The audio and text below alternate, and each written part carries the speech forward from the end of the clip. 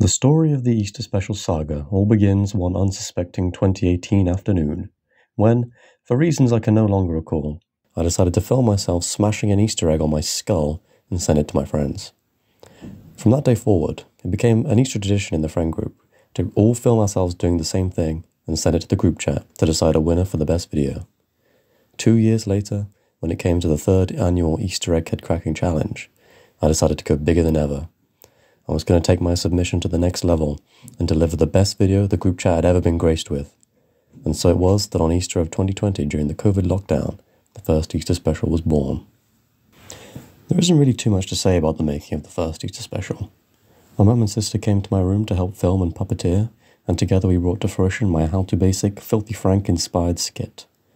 The influence of both of these creators is clear to see, from the music of Filthy Frank Fuck you, man! to the trope of an inanimate object coming alive in How to Basics videos. Remove.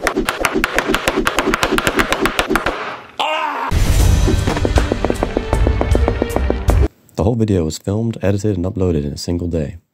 And it wasn't really until Easter of the next year that I started thinking about expanding the story into something bigger. My goal with the Easter special too was to yet again take things up another notch, flip it on its head and turn a random skit into a short, tragic revenge story. In fact, one of my early ideas was to have it start with Malteser Egg's funeral in a short scene which would establish his son's desire for revenge. But I think I just forgot about this, and I didn't even have enough eggs to pull it off anyway. Just as with the first, the second Easter special was filmed and edited in one day, and it was a collaborative effort between me, my sister, and my parents to get it done. I had much less explicit influences in the Easter special too, and it was a bit more of an original work, although the shot of Malteser Egg falling out of the window was directly inspired by the death of Dumbledore. It was also fun to go back and film some extra shots which aligned chronologically with the first Easter special, even though you can tell that my hair has grown to about triple the length. When it came to the Easter Special 3, I knew right from the start that I wanted to go bigger than ever. I wanted to finish the trilogy with a bang, set against the backdrop of a great war between man and egg. My goal was to flesh out the backstory leading up to the events of 1 and 2, and in doing so I knew I had a lot of questions to answer. For example, why did Noel grieve over Malteser Egg's death, even though it looked like he was about to kill him anyway? Or what even was the Easter Egg Head Cracking Challenge, canonically? This installment was always meant to be the final one, that would bring everything together and tie it up with a neat bow, leaving us with a trilogy that tells a single tragic tale from start to finish. The third Easter special was and still is the biggest video I've ever made, and it originally was meant to be even bigger. Early on in the writing and planning process, I envisaged the entire sprawling story of how the Egg War began, and how our protagonist became involved in it. I also planned an entire second half to the video, heavily inspired by Friar Lawrence's plan in Romeo and Juliet, which would show Noel's plan to try and save Malteser Egg, with Malteser Egg tragically misunderstanding and leaping from the window. Romeo and Juliet was only one of many influences behind this video, and you can very easily tell that I had recently watched Platoon.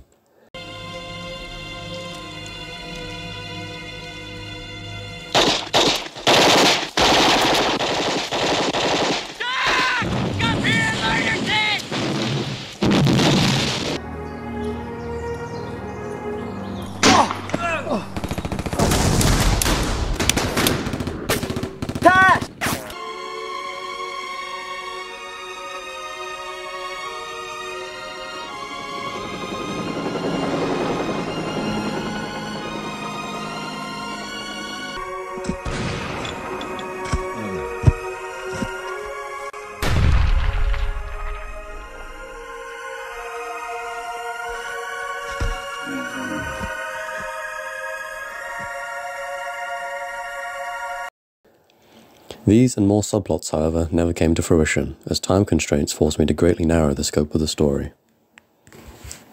Even in what we did end up filming, I was very naive in thinking that we could get it all done in a single day, as I had with 1 and 2. To the contrary, it ended up taking 2 days and another morning to get all the shots that we needed. There were a few other road bumps with filming. I pressed the wrong button. Such as that the tripod we were supposed to be using wasn't actually compatible with our camera. I also couldn't figure out how to string the eggs up as well as I had done in the first two, and so the only major egg movement in this video was actually just me pulling and prodding it with a stick out of frame. Go! No!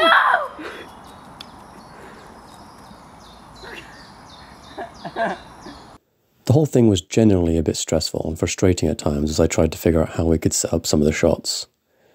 Still, I think we got some brilliant stuff out of it, mostly of Dom's impressive action stunts. On, go. No! No!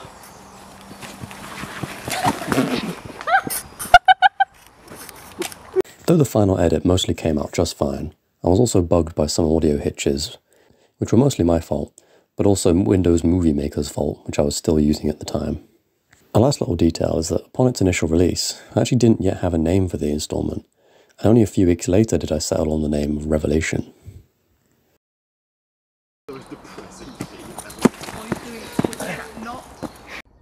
Go. Go. Oh, I've got it.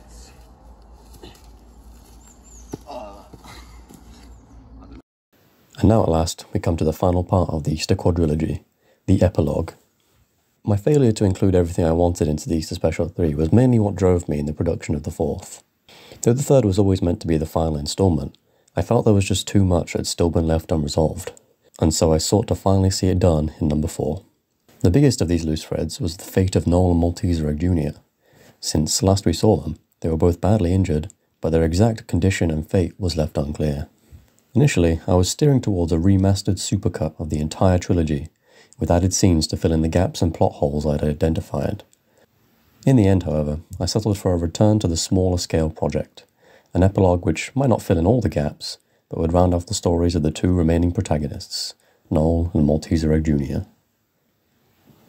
Building that house turned out to be the most difficult part of the entire production. Mini houses for all of his little babies as well. I wanted to have it actually built on camera because I thought it would be a really cool and fun effect, but I could not have underestimated how long it would take. At first, we went out to a field to film it, and I thought I'd just be able to do everything from scratch on the spot, but I was so very wrong. As the day went on, the sun dipped lower and the wind got colder, and I realised it was going to take a bit more preparation than that. Sadly, almost all of the footage from that day had to be scrapped, but I came up with a firmer plan of how we were going to get it done. In preparation for the next shoot, we took the time to actually build the house first, in separate modules which could then be smoothly put together like a jigsaw to create the final product. Almost the entire thing was made using popsicle sticks and some other longer bits of wood that I bought. Though construction was difficult and tedious, it overall went a lot better than trying to build it all on a whim on the day. That is, apart from one little incident where I accidentally sliced through a bit of my thumb with a knife I was using to cut some of the wood. Thankfully, a quick trip to A&E confirmed that my thumb would be okay, albeit leaving me with a bandage which you can see throughout all my scenes and a scar for life. Swiftly moving on, we filmed the house building sequence after doing Dom's scenes in the woods on the same day. What is it? Oh. Do that again. We were all very tired and frustrated and losing our minds a bit, but we did eventually pull through and get it done. The next day I filmed some extra pickup shots, and then it was to editing, which there isn't really too much to say about it as usual. There are a few things worth mentioning though, like the fact that I had to use a purple egg instead of a golden one, resulting in a very different look for Malteser Egg Jr. There's also the fact that I was literally editing up until minutes before the stroke of midnight to get it in on time, as tradition was that the video be released on Easter Day. Keeping with the previous trend, my main influence is, again, very easy to see, that being Red Dead Redemption 2's epilogue, in which the main characters build a house to also build a new life for themselves. The Easter specials have often been difficult for me to talk about, and my relationship with them has always been in flux. Trying to reconcile and summarise all my feelings into one or so paragraphs has always proven nearly impossible. The first two videos came and went relatively painlessly. They were fun skits made on a single day with my family. But things undoubtedly changed with the Easter Special 3, where my relationship with the series turned somewhat to one of slightly unhealthy obsession. As time went on, I remember labouring over every little detail, grieving every bit of writer's block. Eventually I reached the point where I'd been working on it for so long, and become so intimate with it, that I started falling into a cycle of doubt and loathing, where I wasn't even sure if it was any good anymore, or if it ever even was to begin with. I actually unlisted the Easter Special 3 for a time, because I didn't want anyone to see it anymore. I was just embarrassed. The cycle has been difficult to escape, and it largely defined my experience with the 4th installment too, despite my efforts to avoid entering it again. In fact, it got to the point where I was so stressed about it that I almost decided not to make a 4th one at all. I know it seems silly to give so much grief to such a silly and insignificant YouTube series, but what can I say? They really did mean a lot to me. But not everything is doom and gloom. With time, my relationship with the videos gets better and better. Rewatching them this Easter, I actually enjoyed them quite a lot. It's also quite gratifying to see how my friends enjoyed them, even if I still sometimes feel guilty for dragging them out into the woods to film with me. Moving forward, I'm trying my best to just be proud of them for what they are, what we accomplished, and what they've taught me about video making, despite their imperfections. This is the first Easter since 2020 that I haven't made an official entry into the Easter Special series. The story I wanted to tell is complete, and I'm allowing myself to be content with it. Making this behind the scenes video has helped me to reflect on the series and further come to peace with it, and I hope that you've enjoyed seeing some of the clips and hearing the story behind their production. I think that's about all I have to say, and so until next time, have a good Easter.